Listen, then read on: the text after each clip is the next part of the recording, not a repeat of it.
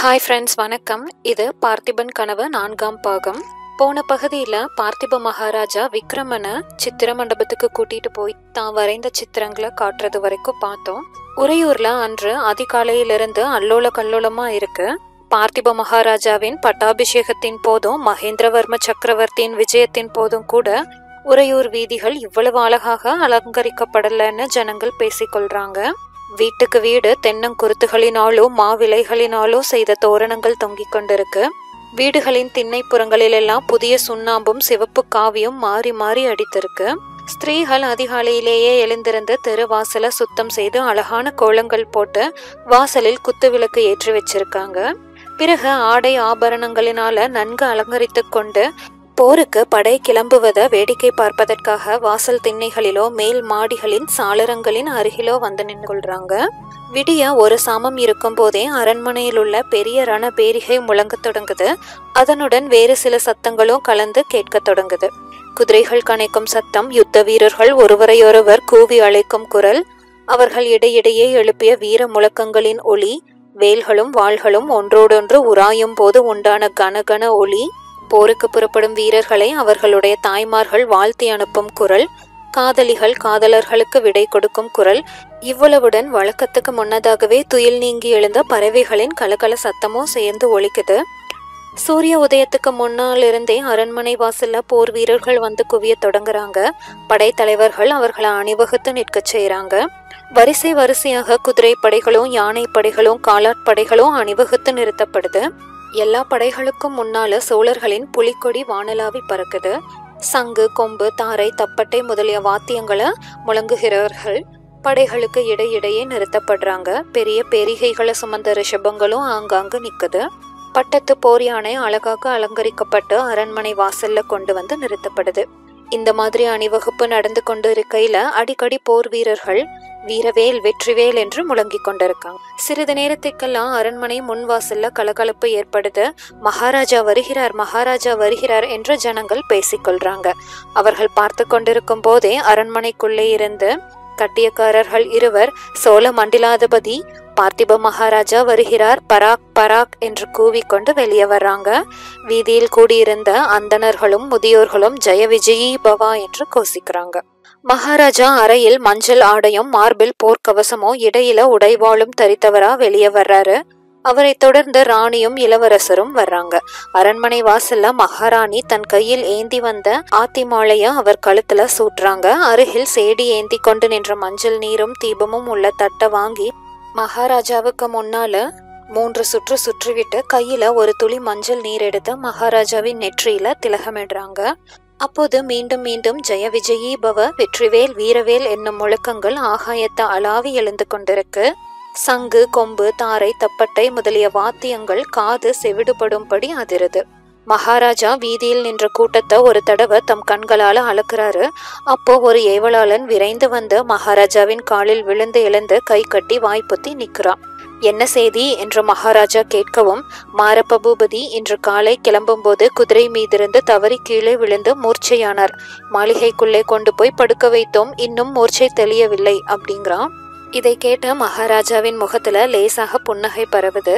அந்த ஏவலாளனை பார்த்து, நல்லது, நீ திரும்பிப்போ, பூபதிக்கு மூர்ச்சை தெளிந்ததும் உடம்பை ஜாக்கிரதையாக பார்த்து கொள்ள சொன்னேன் என்று தெரிவி அப்படிங்கிறாரு.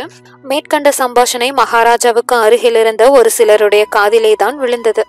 ஆனாலும் வெகு சீக்கிரத்துல மாரப்ப பூபதிக்கு ஏதோ விபத்தாம், அவர் போருக்கு வரவில்லையாம் என்ற செய்தி பரவுது. பிறகு மகாராஜா அருகில் நின்ற விக்ரமனை வாரி எடுத்து மார்போடு அணைத்து கொண்டு உச்சி முகர்ந்து, குழந்தாய், நான் சொன்னதெல்லாம் ஞாபகம் இருக்கிறதா? மறவாமல் இருப்பாயா? நினைவில் இருக்கிறது அப்பா, ஒரு நாளும் மறக்க மாட்டேன் அப்படிங்கிறான் விக்ரமன். பிறகு மகாராஜா மைந்தனின் கையை பிடித்து அருள்மொழியினிடம் கொடுத்து, தேவி, நீ தைரியமாய் இருக்க வேண்டும். சோழர் குல செல்வத்தையும் புகழையும் உன்னிடம் ஒப்புவிக்கிறேன். வீரபத்தினியாய் இருந்து என் கோரிக்கையை நிறைவேற்ற வேண்டும். முகமலர்ச்சியுடன் இப்போது விடை கொடுக்க வேண்டும் அப்படிங்கிறாரு. அருள்மொழி கண்கள்ல நீர் பெருக நெஞ்சை அடைக்க, இறைவனுடைய அருளால் தங்கள் மனோரதம் நிறைவேறும், போய் வாருங்கள் அப்படிங்கிறாங்க. மகாராஜா போர் யானை மீது ஏறிக்கொள்றாரு. மறுபடியும் போர் முரசுகளும் தாரை, தப்பட்டை, எக்காலங்களும் ஏக காலத்துல காது செவிடாகும்படி முழங்குது. உடனே அந்த சோழ நாட்டு வீரர்களின் படை அங்கிருந்து பிரயாணத்தை தொடங்குது. புரட்டாசி மாதத்து பௌர்ணமி இரவுல வெண்ணாற்றங்கரை மிகவும் கோரமான காட்சியை அளிக்குது. வானத்துல வெண்ணிலவு பொழிந்த வண்ணம் பவனி வந்து கொண்டிருந்த பூரண சந்திரனோ அந்த கொடுங்காட்சிய காண சகியாதவன் போல அடிக்கடி வெள்ளி மேகத்திரையிட்டு தன்னை மறைச்சு கொள்றான். பகலெல்லாம் அந்த நதிக்கரையில நடந்த பயங்கரமான யுத்தத்துல மடிந்தவர்களின் ரத்தம் வெள்ளத்துடன் கலந்தபடியால ஆற்றில் அன்றிரவு இரத்த வெள்ளம் ஓடுவதாகவே தோன்றுது. அந்த வெள்ளத்துல பிரதிபலித்த பூரண சந்திரனின் பிம்பமோ செக்க செவேல் என்ற இரத்த நிறமடைந்து காணப்படுது. நதியின் மேற்கு கரையில கண்ணு கெட்டிய தூரம் கொடும் போர் நடந்த ரணகளத்தின் கோரமான காட்சிதான். வீர சொர்க்கமடைந்த ஆயிரக்கணக்கான போர் வீரர்களின் உடல்கள் அந்த ரணகளம் எங்கோ சிதறி கிடக்குது. சில இடங்கள்ல அவை கும்பல் கும்பலா கிடக்குது. கால்வேறு கைவேறாக சிதைவுண்டு கிடந்த உடல்கள் எத்தனையோ.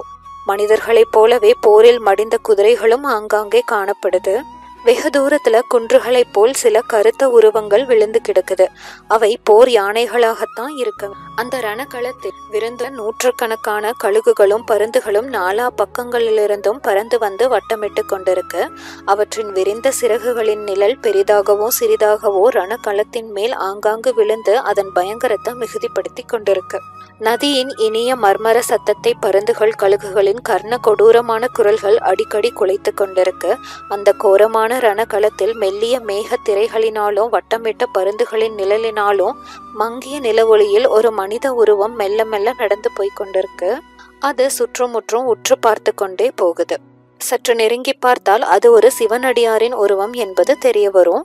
தலையில சடை முடியும், நெற்றி நிறைய திருநீரும், அப்போதுதான் நரை தோன்றிய நீண்ட தாடியும், கழுத்தில் ருத்ராட்ச மாலையும், அறையில் காவி வஸ்திரமோ, மார்பில புலித்தோலுமாக அந்த சிவனடியார் விளங்குறாரு. அவர் கையில கமண்டலமோ இருக்கு. அவருடைய முகத்துல அபூர்வமான தேஜஸ் திகழுது. விசாலமான கண்கள்ல அறிவொளி வீசுது. தோற்றமோ வெகு கம்பீரமா இருக்கு. நடையிலும் ஒரு பெருமிதம் காணப்படுது. இந்த மகான் சிவனடியார் தானோ அல்லது சிவபெருமானே இத்தகைய உருவம் பூண்டு வந்தாரோ என்று திகைக்கும்படியா இருக்கு. இந்த பயங்கரமான ரணகளத்துல இந்த பெரியாருக்கு என்ன வேலை? யாரை தேடி அல்லது எண்ணத்தை தேடி இவர் சுற்றுமுற்றும் பார்த்து கொண்டு போகிறார்? சிவனடியார் எந்த திசையை நோக்கி போனாரோ அதற்கு எதிர் திசையில கொஞ்ச தூரத்துல கருங்குன்று ஒன்று நகர்ந்து வருவது போல ஒரு பிரம்மாண்டமான உருவம் அசைந்து வருவது தெரியுது. அது சோழ மன்னர்களின் பட்டத்து போர் யானை தான். அதை கண்டதும் சிவனடியார் சிறிது தயங்கி தாம் நின்ற இடத்திலேயே நிற்கிறாரு. யானையின் தேகத்துல பல இடங்கள்ல காயம் பட்டு ரத்தம் வடிந்து கொண்டிருக்கு. நடக்க முடியாம அது தள்ளாடி நடந்தது என்பது நன்றா தெரியுது. கீழே கிடந்த போர் வீரர்களின் உயிரற்ற உடல்களை மிதிக்க கூடாதென்று அது ஜாக்கிரதையாக அடியெடுத்து வைத்து நடக்குது. துதிக்கையா அப்படியும் இப்படியும் நீட்டி அங்கே கிடந்த உடல்களை தடவி பார்த்து கொண்டே வந்ததை பார்த்தா அந்த யானை எதையோ தேடி வருவது போல தோன்றுது. சற்று நேரத்துக்கெல்லாம் அந்த பட்டத்து யானையானது உயிரற்ற குவியலாக உடல்கள் ஒன்றன் மேல் ஒன்றாக கிடந்த ஓர் இடத்துக்கு வந்து நிக்குது. அந்த உடல்களை ஒவ்வொன்றாக எடுத்து அப்பால் மெதுவாக வைக்க தொடங்குது. இதை கண்டதோ சிவனடியார் இன்னும் சற்று நெருங்கி போறாரு.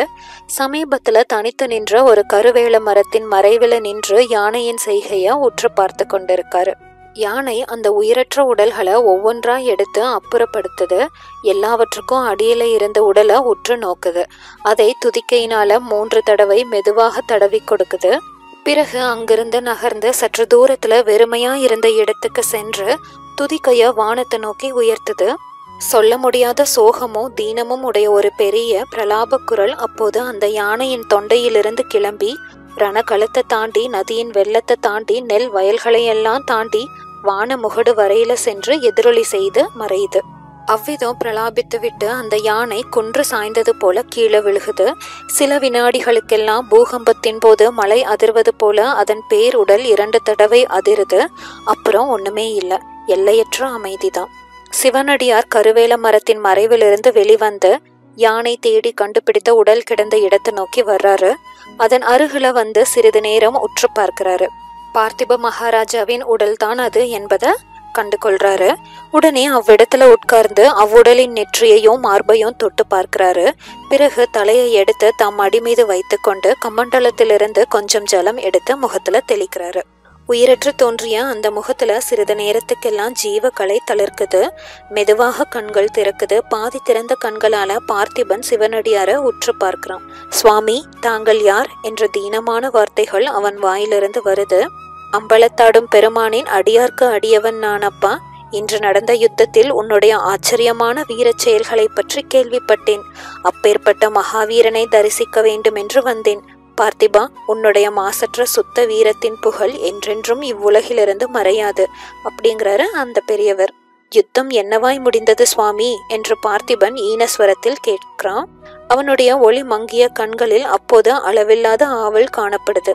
அதை பற்றி சந்தேகம் உனக்கு இருக்கிறதா பார்த்திபா? அதோ கேள், பல்லவ சைன்யத்தின் ஜெய கோலாகலத்தை. பார்த்திபன் முகம் சினங்குது. அதை நான் கேட்கவில்லை சுவாமி. சோழ சைன்யத்திலே யாராவது என்று மேலே சொல்ல தயங்குறான். இல்லை இல்லை, சோழ சைன்யத்தில் ஒருவன் கூட திரும்பி போகவில்லை அப்பா. ஒருவனாவது எதிரியிடம் சரணாகதி அடையவும் இல்லை. அவ்வளவு பேரும் போர்க்களத்திலே மடிந்து வீர சொர்க்கம் அடைந்தார்கள் அப்படிங்கிறாரு சிவனடியார். பார்த்திபனுடைய கண்கள் மகிழ்ச்சியினால மலருது. ஆஹா, சோழ நாட்டுக்கு நற்காலம் பிறந்து விட்டது சுவாமி. இவ்வளவு சந்தோஷமான செய்தியை சொன்னீர்களே, உங்களுக்கு என்ன கைமாறு செய்ய போகிறேன்? எனக்கு ஒரு கைமாறும் வேண்டாம் பார்த்திபா. உன்னை போன்ற சுத்த வீரர்களுக்கு தொண்டு செய்வதையே தர்மமாக கொண்டவன் நான். உன் மனதில் ஏதாவது குறை இருந்தால் சொல்ல. பூர்த்தியாகாத மனோரதம் ஏதாவது இருந்தால் தெரிவி, நான் நிறைவேற்றி வைக்கிறேன் அப்படிங்கிறாரு சிவனடியார். மெய்யாகவா? ஆஹா, என் அதிர்ஷ்டமே அதிர்ஷ்டம் சுவாமி. உண்மைதான், என் மனத்தில் ஒரு குறை இருக்கிறது. சோழ நாடு தன் புராதான பெருமையை இழந்து இப்படி பராதீனம் அடைந்திருக்கிறதே என்பதுதான் அந்த குறை. சோழ நாடு முன்னை போல் சுதந்திர நாடாக வேண்டும், மகோன்னதம் அடைய வேண்டும், தூர தூர தேசங்களிலெல்லாம் புலிக்கொடி பறக்க வேண்டும் என்று கனவு கண்டு வந்தேன். என்னுடைய வாழ்க்கையில் அது கனவாகவே முடிந்தது. என்னுடைய மகன் காலத்திலாவது அது நனவாக வேண்டும் என்பதுதான் என் மனோரதம். விக்ரமன் வீர மகனாய் வளர வேண்டும். சோழ நாட்டின் மேன்மையே அவன் வாழ்க்கையின் லட்சியமாய் இருக்க வேண்டும். உயிர் பெரிதல்ல, சுகம் பெரிதல்ல, மானமும் வீரமுமே பெரியவை என்று அவனுக்கு போதிக்க வேண்டும். அந்நியருக்கு பணிந்து வாழும் வாழ்க்கையை அவன் வெறுக்க வேண்டும். சுவாமி, இந்த வரந்தான் தங்களிடம் கேட்கிறேன், தருவீர்களா அப்படிங்கிறான் பார்த்தி. சக்தியற்ற அவனது உடம்புல இவ்வளவு ஆவேசமாக பேசும் வலிமை அப்போது எப்படித்தான் வந்ததோ தெரியாது. சிவனடியார் சாந்தமான குரல்ல, பார்த்திபா, உன்னுடைய மனோரதத்தை நிறைவேற்றுவேன் நான் உயிரோடு இருந்தால் அப்படிங்கிறாரு. பார்த்திபன், என் பாக்கியமே பாக்கியம். இனி எனக்கு ஒரு மனக்குறையும் இல்லை. ஆனால் தாங்கள் யார் சுவாமி? நான் அல்லும் பகலும் வழிபட்ட சிவபெருமான் தானோ? ஆஹா, தங்கள் முகத்தில் அபூர்வ தேஜஸ் ஜொலிக்கிறதே. எங்கள் குலதெய்வமான ஸ்ரீரங்கநாதனே தான் ஒருவேளை இந்த உருவெடுத்து என்பதற்குள்ள சிவனடியார், இல்லை பார்த்திபா இல்லை, அப்படியெல்லாம் தெய்வ நிந்தனை செய்யாதே என்று அவனை நிறுத்துறாரு. பிறகு அவர், நானும் உன்னை போல் அற்ப ஆயுளையுடைய மனிதன் தான். நான் யாரென்று உனக்கு அவசியம் தெரிந்து கொள்ள வேண்டுமா? அப்படியானால் இதோ பார் என்று சொல்லி தான் தலை மீதிருந்த ஜடா முடியையும் முகத்தை மறைத்த தாடி மீசையும் லேசாக கையில் எடுக்கிறாரு. கண் கூசும்படியான தேஜசுடன் விளங்கிய அவருடைய திவ்ய முகத்தை பார்த்திபன் கண் கொட்டாமல் பார்க்கிறான். ஆஹா, தாங்களா என்ற மொழிகள் அவன் வாயிலிருந்து குமுறி கொண்டு வருது. அளவு கடங்காத ஆழம் காண முடியாத ஆச்சரியத்தினால அவனுடைய ஒளியிழந்த கண்கள் விரியுது. சற்று நேரத்துக்கெல்லாம் அந்த கண்கள் மூடிவிட்டது. பார்த்திபனுடைய ஆன்மா அந்த பூத உடலாகிய சிறையிலிருந்து விடுதலை அடைந்து சென்றது. இதோட இந்த பகுதி முடிவடைது. தொடர்ந்து அடுத்த பகுதியில பார்க்கலாம். தேங்க்யூ.